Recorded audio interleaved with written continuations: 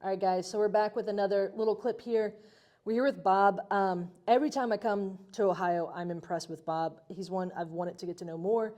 So Bob, why don't you introduce folks, tell us, who you are, how long you've been in real estate, kind of some of the things that you've done. Okay, so I started when I got laid off from my job back in 1991. So forced into it. Yeah, I started selling real estate. I was selling HUD and VA foreclosures at the time. As an agent? As an agent. And then I would occasionally find one that I couldn't sell to somebody else, so I would buy it myself if I thought it was a good deal. Okay. I'd pay cash for places, fix them up, refinance them. Did that for quite a while. Yeah. Keeping them as rentals. Keeping them as rentals. Have you mostly done rentals throughout your career? I did a lot of rentals. I did a lot of lease options. Yeah. I've moved into owner financing. Late 90s, I discovered self-directed retirement accounts and Coverdale education savings accounts. Sure. Put my kids through Catholic schools and college, and my daughter through med school, all through Coverdale education accounts. Oh, that's awesome. And now we do a lot of hard money lending. We just bought a package of 10 owner finance houses. We're doing some salon suites where we'll cut up big commercial properties into 8x10 boxes with hard surface flooring and wow. So you're both sinks. So you're in multiple of things, commercial, residential, various different strategies. Yeah, and we probably do more hard money lending now than ever, but we still have a good portfolio of rentals. Okay, excellent. So the big question is, what's your belief around debt or no debt with rentals? Obviously, you bring a unique perspective because you provide hard money loans, right? Right. And so, but what has been your personal belief around it, on your rentals? Has the goal always been free and clear? Have you what's been your view around the leverage? And has it changed over time? What does that look like for you? Well, it changed drastically because I had a really hard time 2008 through 2011 where I lost probably $300,000 or $400,000 a year for 3 years. And so you lost, $300,000 to $400,000 a year for multiple years. And what was that from? Rentals, flips gone wrong, that was whatever? Rentals. Okay. Where my model was, I'd refinance something and sell it on a lease option, but cash flow wise, I'd really break even on the lease option, but then every once in a while somebody would move out and it would be a $10,000, $15,000, $20,000 turnover. Okay. And prior to that, I was fine because I'd always have somebody who'd buy one of the lease options every once in a while. Yeah. Okay. And so what had happened is just market values tanked, stuff stopped selling. So the transaction volume changed. And at the time, I owed, I had borrowed roughly 70-75% of what stuff was worth, but then values decreased 40% or 50%. Oh, wow. And so you went from, being rich to having a negative net worth all of a sudden. And that was in the Ohio market? That was Ohio, yes. Okay.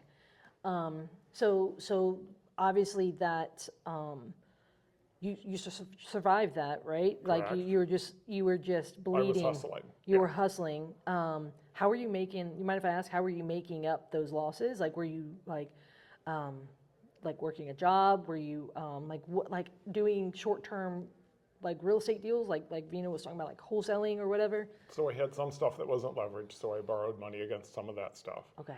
And then I started a business where I was doing real estate tax valuation. Okay. So a lot of stuff was selling for, I'd make a deal with people, hey, I'll file a tax appeal with you with a lawyer. Yeah. I'll provide the documentation and testify, and as our fee, we're going to take half of your first year's savings. So property tax appeals. Yep. Got it. All right. So how did your view? So you had that traumatic experience, just as some people had with the market. Yeah. How has it changed now? What's your belief on debt now? So debt is a powerful tool, and it's leverage. So the thing to remember is the leverage helps you a lot when the market's going up, and it kills you when it's going down. Yeah. And I think you need debt at different points in your life, and the amount of debt that you want changes over time. So when you start your career, you have more time than you have money. And when you have more time than money, then that's a good thing because it enables you to multiply your returns. Yeah. But as you get older and develop more assets and have more stuff and have more resources, then you have more money than time. Yeah. And at that point, and so like I hadn't borrowed any real money since 2006 or so. Yeah. Or maybe 2007. But then, like recently, my daughter came into the business with me. Yes. And so now whereas I was sort of trailing off towards the end of my career and had paid a lot of debt down, now we're buying stuff with debt because she's at a different phase. Yeah. And I want to help her develop a portfolio. Right. I mean, now we're cautious about it. Right. But it's. Yeah. So you guys have that hindsight, and you're helping her and to try to use debt as safely as possible. Correct. Any other final thoughts with, even from your hard money lending perspective, around debt or no debt, especially when it comes to rentals, right? Because flips is a speculation thing, right? But with rentals, what are any thoughts on that? Well, the big thing to understand is with debt, time is expensive.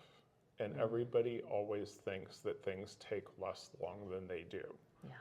And so the big thing to remember is if you have debt, you need to realize how expensive that time is and have a great plan for A, B, and C and really be hustling to get done what you need to get done. So either income starts coming back in or that you get that flip done so you're going to go sell it, or that you are really prepared to have that new lender take out your hard money lender so you can lower your rate and get better rates.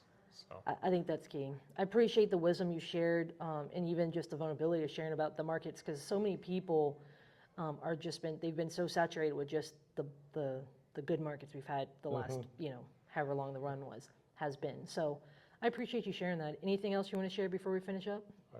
Real estate's a beautiful thing. It's been real good to me in my family, but remember, markets go up and go down, but you just got to hustle through it. Yeah, I love that. Bob, thanks for sharing. I appreciate it.